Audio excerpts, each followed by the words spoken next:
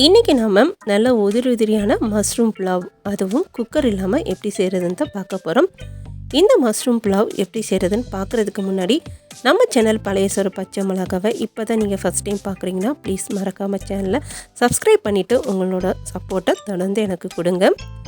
இப்போ இந்த மஷ்ரூம் புலாவ் பண்ணுறதுக்கு முதல்ல ஒரு மசாலா பேஸ்ட் ரெடி பண்ணிக்கலாம். இது பண்ணுறதுக்கு ஒரு மிக்ஸி ஜாரில் 10 பல்லு பூண்டு, ஒரு 2 துண்டு இஞ்சி, 2 பச்சை மிளகாய் சேர்த்துக்கிறேன். பச்சை மிளகா உங்கள் காரத்துக்கு ஏற்றப்பில் 1-2 கூட்டி குறைச்சி கூட சேர்த்துக்கலாம். இது கூட ஒரு கைப்பிடி போல் புதினா, ஒரு கைப்பிடி கொத்தமல்லி தழை சேர்த்துட்டேன். இதில் கொஞ்சமாக மட்டும் தண்ணி சேர்த்துட்டு அரைச்சி எடுத்துகிட்டு வந்துடலாம். இப்போ இதை நம்ம அரைச்சி எடுத்துகிட்டு வந்தாச்சு. இப்போ இது இருக்கட்டும். அடுத்து இந்த மஷ்ரூம் புலாவ் பண்ணுறதுக்கு 200 கிராம் போல் மஷ்ரூமை நல்லா க்ளீன் பண்ணி இது போல் கொஞ்சம் பெரிய பெரிய பீசஸாகவே கட் பண்ணி எடுத்துகிட்டு வந்திருக்கேன். இப்போ இதை ஒரு பவுலில் மாற்றிக்கலாம். அடுத்து இது கூட நம்ம அரைச்சி வச்சுருக்க இந்த பேஸ்ட்டு சேர்த்துக்கலாம். இப்போ இது கூடயே 1/4 டீஸ்பூன் போல் மஞ்சள் தூள், கொஞ்சமாக உப்பு சேர்த்துட்டு இதை நல்லா நம்ம இந்த மசாலாவோடு நல்லா கலந்து விட்டுடலாம். இந்த மஷ்ரூமை இந்த மசாலாவோட நல்லா கலந்துட்டு ஒரு 10 நிமிஷம் அப்படியே விட்டுறலாம், நல்லா ஊறட்டும். அடுத்து புலாவ் பண்ணுறதுக்கு 1.5 கப் அளவுக்கு பாஸ்மதி ரைஸ் எடுத்திருக்கேன். இப்போ இந்த பாஸ்மதி ரைஸை ஒரு 2-3 வாட்டி நல்லா கழுவிட்டு ஒரு 10 நிமிஷம் நம்ம ஊற வச்சிடலாம். அரிசி நல்லா ஊறட்டும். அடுத்து நம்ம புலாவ் பண்ணுறதுக்கு ஒரு பாத்திரத்தில் 2 டேபிள் ஸ்பூன் போல் எண்ணெய் சேர்த்துருக்கேன். 1 டேபிள் ஸ்பூன் நெய் சேர்த்துக்கலாம். நீங்கள் எண்ணெய்க்கு பதிலாக 3 டேபிள் ஸ்பூன் போல் நெய் கூட சேர்த்துக்கலாம், அது இன்னும் நல்லாயிருக்கும். இப்போ நம்ம சேர்த்த இந்த நெய் எண்ணெய் நல்லா சூடான பிறகு இதில் பட்டை, கிராம்பு, ஏலக்காய், ஒரு பிரியாணி இலை, ஒரு சின்ன துண்டு ஜாதி பத்திரி சேர்த்துருக்கேன். இதெல்லாம் சேர்த்துட்டு 1 நிமிஷத்துக்கு இது எல்லாத்தையும் நல்லா நாம் கலந்து விட்டுக்கலாம். இப்போ நம்ம சேர்த்து இந்த பட்டை கிராம்பெலாம் நல்லா கலந்து விட்ட பிறகு இதில் 2 பெரிய வெங்காயத்தை நீளவாக்கில் கட் பண்ணி சேர்த்துருக்கேன். கூடயே 2 பச்சை மிளகாவை நான் கீராமல் முழுசாக தான் சேர்த்துருக்கேன். ஒரு ஃப்ளேவருக்காக உங்களுக்கு காரம் பிடிக்கும்னா பச்சை மிளகாவை லைட்டாக கீறி விட்டு சேர்த்துக்கோங்க. இப்போ இந்த வெங்காயத்தை நம்ம நல்லா வதக்கி விட்டுக்கலாம். வெங்காயம் நல்லா ப்ரௌன் கலராக வதங்கணும்னு சொல்லிட்டு அவசியம் இல்லை. வெங்காயம் இந்த அளவுக்கு வதங்கினா போதும். இப்போ இதில் நம்ம தக்காளி சேர்த்துக்கலாம். இந்த புலாவுக்கு நமக்கு தக்காளி அதிகமாக தேவைப்படாது. நான் ஒரு சின்ன சைஸ் தக்காளி தான் இதில் சேர்த்துருக்கேன்.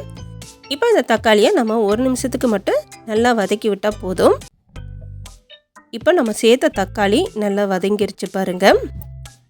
அடுத்து இதில் நம்ம ஏற்கனவே ஊற வச்சுருந்த இந்த காளான் இந்த மசாலாவில் நல்லா ஊறிருக்கு. இப்போ இந்த காளான் எடுத்து இதில் சேர்த்துடலாம். சேர்த்துட்டு நம்ம சேர்த்த இந்த காளான் அப்புறம் அந்த மசாலாவோட பச்சை வாசனை போகிற வரைக்கும் ஒரு 2-3 நிமிஷத்துக்கு இதை நல்லா நம்ம வதக்கி விட்டு எடுத்துக்கலாம். இப்போ நம்ம சேர்த்த இந்த மசாலாவோட பச்சை வாசனை போகிற வரைக்கும் 3 நிமிஷத்துக்கு இது எல்லாத்தையும் நல்லா வதக்கி விட்டாச்சு. அடுத்து இதில் 1 டீஸ்பூன் போல் கரம் மசாலா சேர்த்துக்கலாம். இது கூடயே இந்த புலாவுக்கு தேவையான அளவு உப்பு சேர்த்துக்கலாம். நம்ம ஏற்கனவே இந்த காளான்லேயும் உப்பு சேர்த்துருக்கோம், அதனால் பார்த்து அளவாக சேர்த்துக்கோங்க. இப்போ இதெல்லாம் சேர்த்துட்டு இதை திரும்பவும் 1 நிமிஷத்துக்கு நல்லா கலந்து விட்டுக்கலாம். இப்போ கரம் மசாலா சேர்த்த பிறகு இதை நல்லா நம்ம கலந்து விட்டாச்சு. அடுத்து இதில் நம்ம தேங்காய் பாலும் தண்ணியும் சேர்த்துக்கலாம். நம்ம மொத்தம் 1.5 கப் போல் அரிசி எடுத்துருக்கோம். 1.5 கப் அரிசிக்கு நான் 1 கப் தேங்காய் பால், 2 கப் போல் தண்ணி சேர்த்துக்க போகிறேன். இந்த புலாவுக்கு தேங்காய் பால் சேர்த்து செஞ்சால் தான் நல்லா டேஸ்ட்டாக இருக்கும். உங்களுக்கு தேங்காய் பால் வேணாட்டி 3 கப் தண்ணி கூட சேர்த்துக்கலாம். இப்போ இது எல்லாத்தையும் நல்லா கலந்து விட்டுட்டு உப்பெல்லாம் கரெக்டாக இருக்கான்னு சொல்லிட்டு ஒரு வாட்டி செக் பண்ணிக்கோங்க. எனக்கு உப்பெல்லாம் கரெக்டாக இருக்கிறதுனால எக்ஸ்ட்ரா எதுவும் சேர்க்கலை. இப்போ இதெல்லாத்தையும் நல்லா கலந்து விட்ட பிறகு இந்த தண்ணியை நல்லா கொதிக்க விட்டலாம். தண்ணி நல்லா கொதிக்கட்டும்.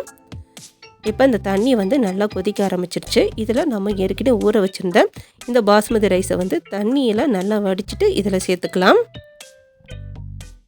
இப்போ அரிசியெல்லாம் சேர்த்த பிறகு அரிசி உடையாத மாதிரி ஒரு வாட்டி நம்ம எல்லாத்தையும் நல்லா கலந்து விட்டுடலாம். இப்போ இது எல்லாத்தையும் ஒரு வாட்டி நல்லா கலந்து விட்ட பிறகு லோ ஃப்ளேமில் ஒரு 20 நிமிஷத்துக்கு இதை நம்ம மூடி வச்சிடலாம். 20 நிமிஷத்துக்கு கழிச்சு நீங்கள் எடுத்து பார்த்தீங்கன்னா புலாவ் நம்மளுக்கு ரெடி ஆகிருக்கும். அப்போ கேஸ் ஆஃப் பண்ணிவிட்டு உடனே கரண்டி போடாமல் திரும்பவும் ஒரு 5 நிமிஷத்துக்கு மூடி வச்சுருங்க. 5 நிமிஷத்துக்கு கழிச்சு ஓப்பன் பண்ணி பார்த்தீங்கன்னா புலாவ் இந்த அளவுக்கு நல்லா உதிரியாக நம்மளுக்கு ரெடி ஆகிருக்கும். இப்போ நம்மளோட மஷ்ரூம் புலாவ் எந்த அளவுக்கு உதிரியாக சூப்பராக ரெடி ஆகிருக்கு பாருங்கள். இந்த மஷ்ரூம் புலாவோட ஆனியன் ரைத்தா இல்லாட்டி கிரேவி வச்சு சாப்பிட்றதுக்கு நல்லா இருக்கும். இப்போ இந்த மஷ்ரூம் புலாவ் எப்படி செய்கிறதுன்னு பார்த்தோம். கண்டிப்பாக இந்த ரெசிபியை நீங்களும் ஒரு வாட்டி ட்ரை பண்ணி பாருங்கள்.